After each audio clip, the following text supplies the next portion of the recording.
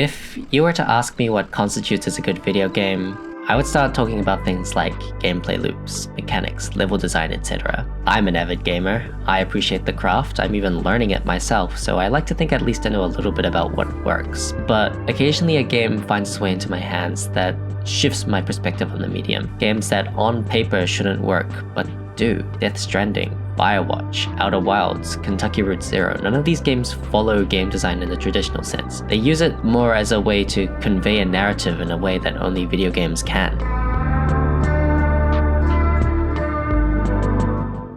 It's hard to pin a genre onto Kentucky Route Zero. By definition, it's a point-and-click adventure game, but the attributes inherent to the genre like puzzles and engaging gameplay are missing. It takes a lot of cues from text-based adventure games from the 80s, yet none of the dialogue options that the player is given has any importance to the direction of the game whatsoever. It's even hard to define it as a game because it doesn't really have an objective, no points, mechanics, nothing. On paper, it shouldn't even compel me to keep playing, but it did. I think Kentucky Route Zero is better described as an interactive motion graphic novel. It uses the strengths that video games have to tell a story visually and interactively, while also keeping the depth and detail that is often lost when converting a novel into a visual medium. What Kentucky Route Zero showed to me is how interactivity is games' greatest strength when it comes to telling a story.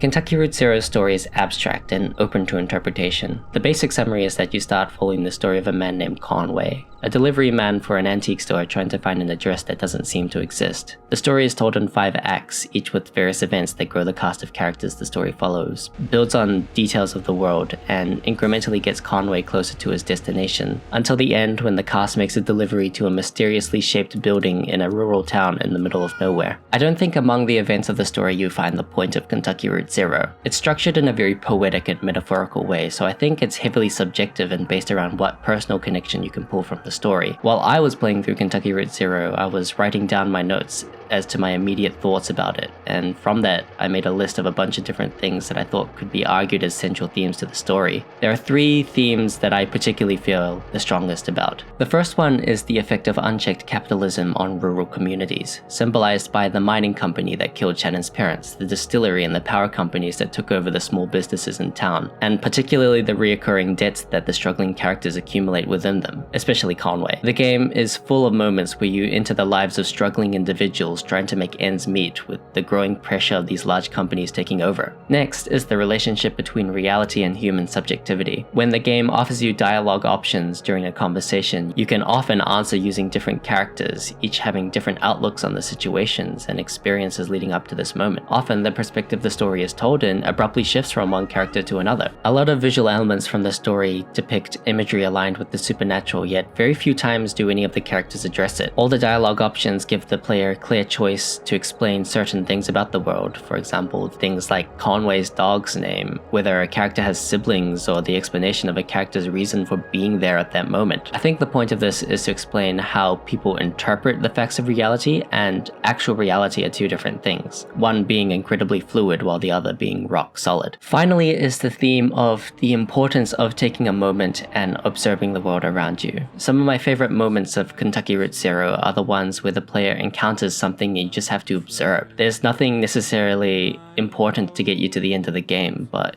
it's special in its own right. Sometimes the most valuable moments are found when you just take a break from your journey and listen to the river. Many friends and kin have gone on before, and I can't feel at home in this world anymore.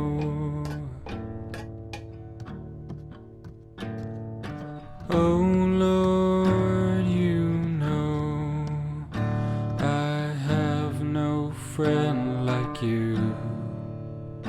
If heaven's not my home, oh Lord, what will I do? Angels beckon me to heaven's open door, and I can't feel at home in this world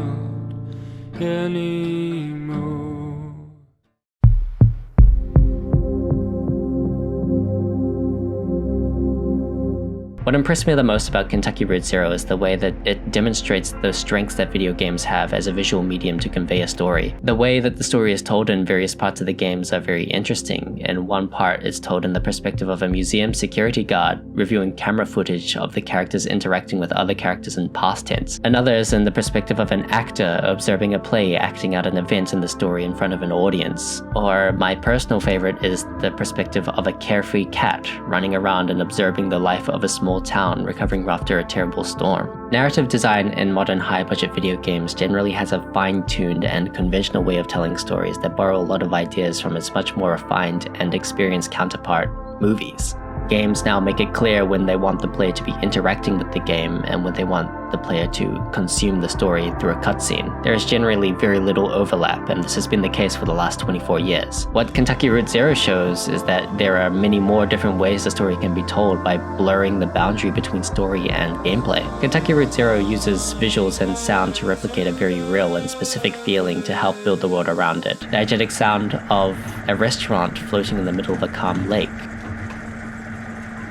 boats rocking on the side of the wharf, cars driving by on a highway through a rural town,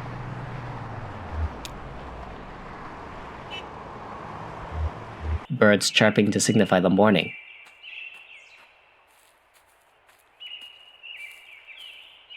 The fact that this game has very rarely any spoken words gives emphasis onto the significance of the often ignored elements that make a world real.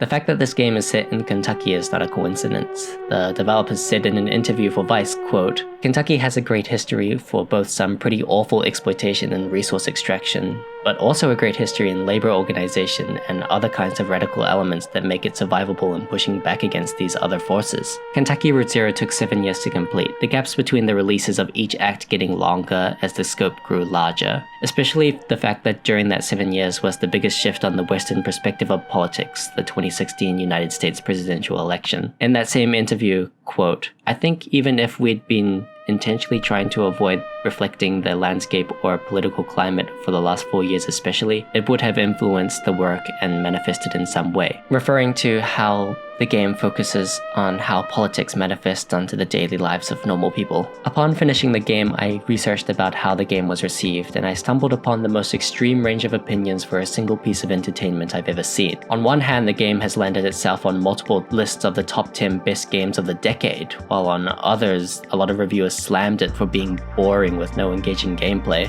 I suppose the difference is how people approach the game, because of course if you're going to judge Kentucky Route Zero with the approach of game design in the traditional sense, it's disinteresting. However, that's not where the effort has been spent for this game. I'm left torn.